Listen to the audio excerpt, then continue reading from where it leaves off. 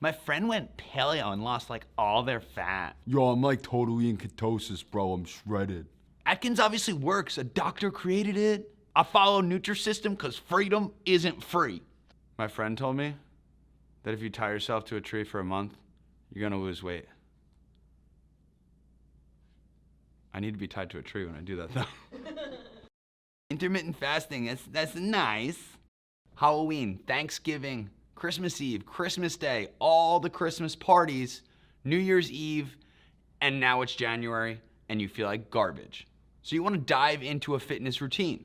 The problem is there's a lot of nonsense out there in the fitness industry. So what we want to do is make sure you understand the top 5 fitness myths and how you can avoid falling into those traps. Our first fitness myth might be the most dangerous one because we believe it wholeheartedly and it's what makes most people fall off of the wagon. It's just simply that diets work. Now, the actual definition of diet is the kinds of food that a person, animal, or community habitually eat. Unfortunately, that definition has changed, and most people perceive diets to be a strict meal plan or regimen that you follow to drop a whole bunch of weight. Now, why don't diets work? I mean, it really comes down to the expectation. People expect a large amount of results in a short period of time, and they don't do any work to set up a long-term plan. So if you want to do the whole New Year's resolution thing differently and you want to get better results this year, the first thing we recommend is a mindset change. We want to transition from following strict exercise and diet regimens to just putting healthy habits into your life in a progressive manner. The crazy thing is, no matter what you're doing, you're setting habits. If you're sitting on the couch, eating potato chips and avoiding making the changes you want to make, that's now a habit. A sedentary lifestyle is now a habit. So why is it important to focus on healthy eating habits? We're gonna be forming habits anyway. So we need to start to add healthy habits into our life to crowd out those negative habits that we've built over time. Most diets are based around severely restricting calories.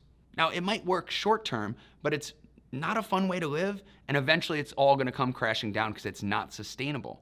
So we don't want you to severely restrict calories. We just want you to own them in each individual meal and learn just how to actually make sure you control calories throughout the day and throughout the week. If you want to control calories without following a strict meal plan, we need to implement a few strategies. The first is to eat slowly and stop at 80% full. This allows your body's natural mechanisms that tell you when enough is enough to actually do their job.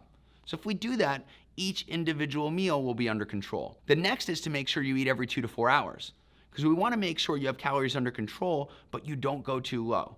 So if you're hungry and it's been 2 to 4 hours, eat as long as you control the pace and amount. The next focus is to just be mindful and make good choices.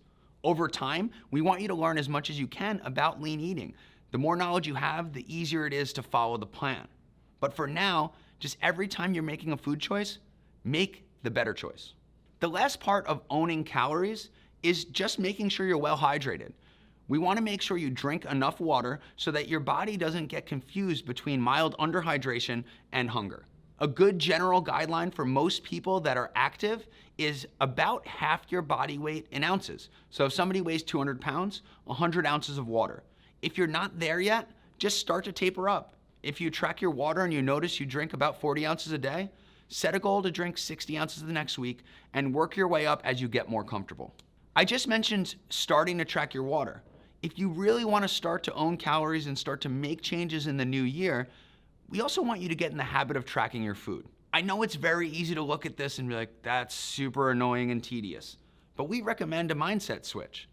Just thinking about the fact that all this hard work you put in now is gonna pay off in the long run. Once you have a week or so of consistent food journaling under your belt, the next step is really just to analyze that food journal.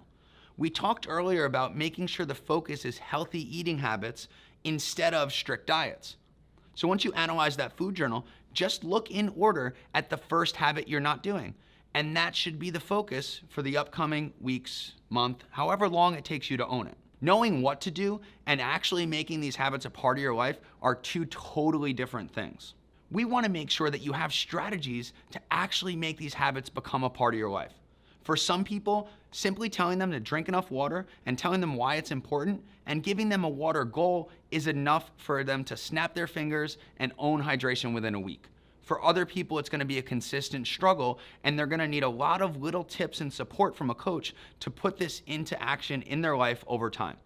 It doesn't matter how long it takes you. What matters is you put in the work necessary, get the support you need, make the habit a part of your life, and then move on to the next one. Either way, you win.